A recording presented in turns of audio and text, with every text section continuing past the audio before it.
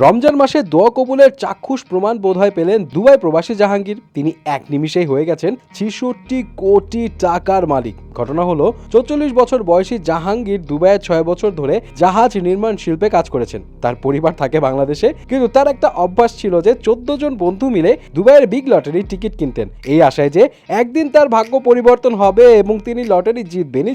এবং ১১ ফেব্রুয়ারিতেও তিনি বিগ লটারির একটা টিকিট কিনেন। এখানে বলে রাখি, এই টিকিটের প্রাইস কিন্তু ৫০০ AED পর্যন্ত হয়ে থাকে, মানে প্রায় ১৬,০০০ টাকার মতো। যাই হোক, তবে এইবারের কিনার টিকিট তার ভাগ্যের পরিবর্তন ঘটিয়ে ফেলেছে। সোমবার ৩ মার্চ রাতে তথ্য জানিয়েছেন সংবাদ মাধ্যম খালিজ টাইমস। সংবাদ মাধ্যমটি বলছে, সোমবার অনুষ্ঠিত সর্বশেষ আবুধাবি বিগ টিকিট ড্রতে ২ কোটি দিরহাম জিতেছেন দুবাইয়ে বসবাসরত বাংলাদেশি প্রবাসী জাহাঙ্গীর আলম। লটারি জেতার পর জাহাঙ্গীর বলেন, আমার ফোনে যখন কলটি আসে তখন আমি গভীর মোনাজাতে মগ্ন ছিলাম। যখন আমি বেরিয়ে এলাম তখন আমার বন্ধু আমাকে অবিশ্বাস্য এই সংবাদটি জানালো। আমি আনন্দে আপ্লুত হয়ে গেছি। তবে এটি আমার একার অর্জন নয়, এটি আরো ১৪ জনের এবং তাদের পরিবারেরও অর্জন। পুরস্কারের অর্থ দিয়ে জাহাঙ্গীর দুবাইতে একটি ব্যবসা শুরু করতে চান এবং তার বন্ধুদেরও এতে যুক্ত করতে ইচ্ছুক। পাশাপাশি তিনি ভবিষ্যতেও বিগ টিকিট কেনা চালিয়েই যাবেন। তবে জাহাঙ্গীরের এই খুশির সংবাদ গণমাধ্যমে প্রকাশ পেলে নেটিজনদের মধ্যে অনেকেই বলছে, টাকার গরমে বান্দা এবার ৪টা বিয়ে না করে বসে।